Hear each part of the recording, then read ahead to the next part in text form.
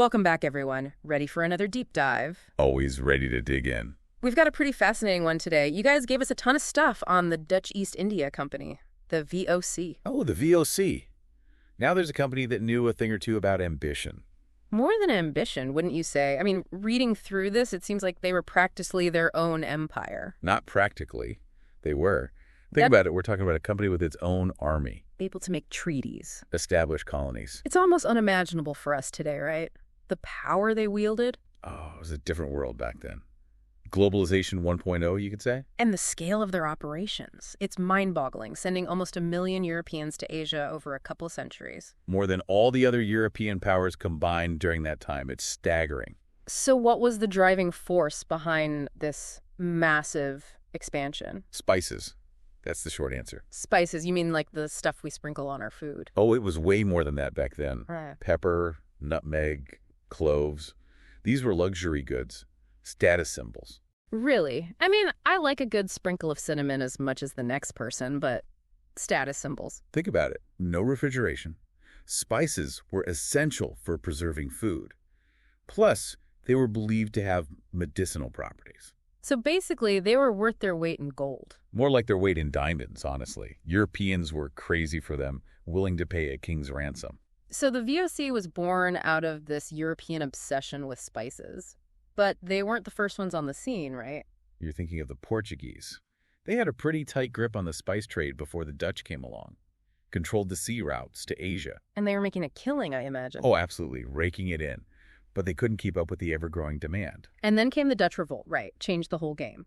Big time. Suddenly, Dutch and Portuguese ships were at each other's throats. Not just for profit, but for patriotism, too. So these Dutch merchants see this opportunity and... They jump in head first. Start sending their own ships to the Spice Islands. Risky business, but the potential rewards. Huge, I bet. Some of those early expeditions, 400% returns. Can you imagine? No wonder they were so eager. But they weren't the only ones, were they? Ah, you're remembering the English. The English East India Company. They had caught wind of the spice game, too. So now you've got two major players vying for control. Competition breeds innovation, right? And in this case, it led to the creation of megacorporations. The Dutch East India Company officially chartered in 1602. A direct response to the English. A sign of their commitment to this whole spice enterprise. So what? The Dutch government basically said, here's a monopoly, go make us rich. Pretty much. It's fascinating, though, how they structured the VOC. Designed to last for 21 years. With a single financial reckoning at the end. That's a long game. Talk about long-term vision. This setup really contributed to their early success. No pressure for short-term profits. They could focus on building a lasting enterprise. Sounds like a model some companies today could learn from. You're not wrong there. But this long-term vision didn't seem to prevent some very aggressive moves. The capture of the Santa Catarina, for example. Ah, yes. The Portuguese merchant ship. A real turning point. They essentially hijacked it, right? Well, privateering was a common practice back then, but that single prize, it boosted the VOC's capital by over 50%. Sent a pretty clear message, too, I'd say. The Dutch were a force to be reckoned with, and they solidified that position by establishing their headquarters in Batavia, present-day Jakarta. And that's where Jan Pieter Zoon Cohen steps onto the stage. The VOC is ambitious. And let's just say, assertive governor general. He had grand plans, didn't he? It wasn't just about trade anymore. Cohen saw the VOC as the dominant power in Asia, not just economically, politically too. Dutch settlements, control of trade routes. A full-blown Dutch empire in the East. He was a brilliant strategist, that's for sure. But also utterly ruthless. You need only look at the Banda Islands to see that. The Banda Islands massacre, that's a dark chapter even for this story. It's a chilling example of what happens when the pursuit of profit overrides any sense of humanity. The Banda Islands were the only source of nutmeg in the world at the time. So Cohen wanted complete control. Absolute monopoly. And he was willing to do whatever it took to get it. The massacre. It decimated the native population. Thousands killed, starved, enslaved. A horrific act. But it wasn't just random violence, right? It was calculated. Absolutely. It secured the VOC's nutmeg monopoly, yes. But it also sent a message. A warning to anyone else who might think of challenging their dominance. A chilling reminder of the dark side of colonialism. And the human cost of unchecked corporate power. A story that unfortunately repeats itself throughout history. So, beyond the spices, what else was the VOC involved in? They weren't just filling ships with nutmeg and sending them back to Europe, were they? Not at all. They were building a vast trading network across Asia, buying and selling all sorts of goods. It almost sounds like a 17th century version of a global corporation. What other kinds of goods were flowing through this network? Oh, everything you can imagine. Silks and porcelain from China, silver and copper from Japan. They even had a trading post on Dejima, a tiny island in Japan. Tajima, I've heard of that. Wasn't that the only place Europeans were allowed in Japan for over 200 years? That's the one. A fascinating little window into cultural exchange. Think about the blend of ideas and knowledge flowing back and forth between these two vastly different worlds. It makes you wonder what kind of impact that must have had, right, on both sides. Oh, the impact was huge. We're talking about the early stages of globalization here.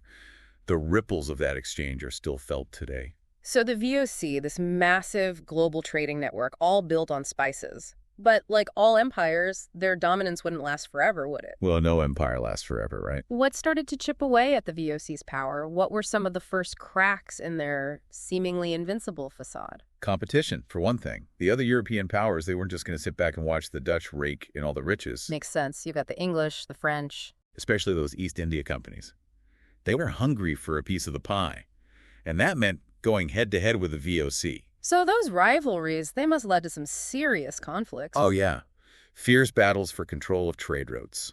Price wars that nearly crippled entire companies. Remember that intense pepper price war we mentioned earlier? The one that almost bankrupted the English East India Company. The VOC won that round, didn't they? They did, but it wasn't a decisive victory. And it exposed a vulnerability, for sure. What do you mean? The VOC, they'd built their fortune on spices, right? But that reliance on a few key commodities, well, it made them vulnerable to market fluctuations. Like when competition drives down the prices. Exactly. They needed to diversify, branch out into other products. And they did to some extent. They started trading in tea, coffee, textiles. Seems like a logical move. Don't put all your eggs in one basket and all that. But could the VOC really adapt to these new markets? They were used to being top dog, aren't they? That's a good question. It wasn't so easy. These new markets were already crowded. The profit margins weren't nearly as high as with spices. So maybe they'd gotten a bit complacent, too used to calling the shots. It's possible. But there are other factors at play, too. Internal factors. Like what?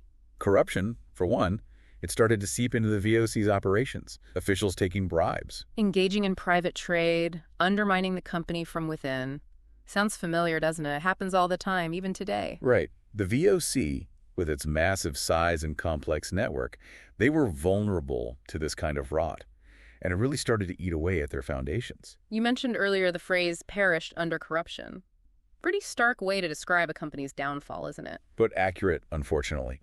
How does a company that prided itself on efficiency and organization succumb to that level of dishonesty? Well, it's a cautionary tale, really. About what happens when greed and a lack of oversight take hold. Exactly. Power corrupts, as they say. And the VOC, they had a lot of power. And it wasn't just financial corruption, was it? There was a darker side to this story as well. The Batavia Massacre of 1740. Oh, that. Just horrific. And not a conflict with an outside enemy, mind you. This was internal violence. Ethnic tensions boiling over within the VOC's own capital city. Thousands of Chinese residents in Batavia brutally slaughtered. It's hard to even fathom. A grim reminder that the pursuit of profit often comes at a terrible human cost. The VOC, they weren't just some benign trading company. They were a colonial power, and they were willing to use violence to protect their interests. So we've got a company facing some serious challenges, both internally and externally. The competition's heating up, profits are declining, corruption's spreading, and social unrest is simmering. That's a recipe for disaster, isn't it? It certainly doesn't bode well, does it? And in the end, that's exactly what happened. The VOC, weakened from within and facing mounting pressure from without, they went into a downward spiral. The Fourth Anglo-Dutch War, that was a particularly heavy blow. The British, their naval power was really on the rise, wasn't it? Oh, yeah. They inflicted heavy losses on the VOC's fleet, disrupted their trade routes. And that, coupled with the VOC's already shaky financial situation, it was too much to overcome. So in 1799, this once mighty company, they declared bankruptcy. It's kind of hard to believe when you think about how powerful they were. It's a stark reminder that even the biggest, most successful empires can fall. It's a lesson that's as relevant today as it was back then. Nothing lasts forever.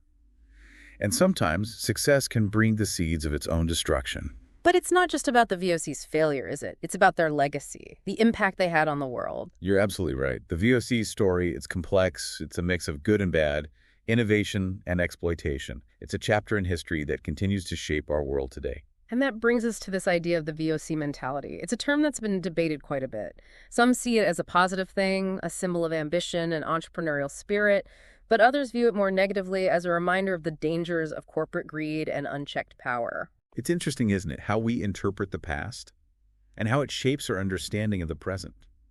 The VOC mentality, it's a complex concept, that's for sure. It's about ambition, yes, but it's also about the consequences of that ambition, the ethical dilemmas. It's a reminder that we need to be mindful of the impact of our actions, both as individuals and as organizations. So why should we care about the VOC today? What can we learn from a company that went bankrupt over 200 years ago? Oh, there are tons of lessons to be learned. The VOC's story, it's a case study in the complexities of globalization, the dangers of unchecked ambition, the importance of ethical leadership. It's a reminder that history repeats itself, and that we need to be aware of the patterns of the past if we want to create a better future. It also makes you think about the legacy we're creating today, doesn't it? What will people say about our actions 200 years from now? That's a great question, and one that we should all be asking ourselves. Wow, so we've really gone deep on this one, haven't we? From spice traders to a global empire, and then, well, bankruptcy. The VOC's rise and fall. It's a wild ride. It really is. And it makes you think, doesn't it, about the nature of success, the dangers of unchecked ambition. You know, in all this talk of empires and corruption, I almost forgot about that little detail we mentioned at the start, the whole smearing account books with bacon thing. What was that all about? Ah, right. Well, that's a pretty colorful example of the lengths some VOC officials would go to hide their, shall we say, creative accounting. So basically, cooking the books, 17th century style. Exactly. Smudging the entries with bacon grease, making them illegible. It was a way to cover up their tracks, make it harder to trace the flow of money. Clever. Or maybe just greasy. But it speaks to this issue of transparency, right? Even in a company that was supposed to be so well organized, corruption still found a way in. It highlights the human element, doesn't it? Yeah. Systems and regulations, they're important, but they can only go so far.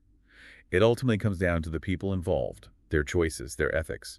A lesson that's still relevant today, I'd say, in any organization, really. But let's shift gears for a moment. We talked a lot about the VOC's impact on Asia, but you mentioned earlier that their influence extended back to Europe as well. What were some of the ways in which the VOC shaped European society? Well, for one thing, they brought a taste of Asia to Europe. Literally, spices, once a luxury only the very wealthy could afford, they became more widely available. So the average European could finally enjoy a bit of pepper in their stew. Exactly. And it wasn't just pepper. Cinnamon, nutmeg, cloves, all these exotic flavors started appearing in European kitchens. It transformed their culinary traditions. Interesting. So the VOC was responsible for spicing up European cuisine, but it wasn't just food, was it? What about other aspects of European culture? Oh, they had an impact on everything from fashion to furniture. Asian textiles, porcelain, artwork. These became highly sought after, symbols of wealth and sophistication. So the VOC was essentially a trendsetter, bringing Asian style to Europe. You could say that.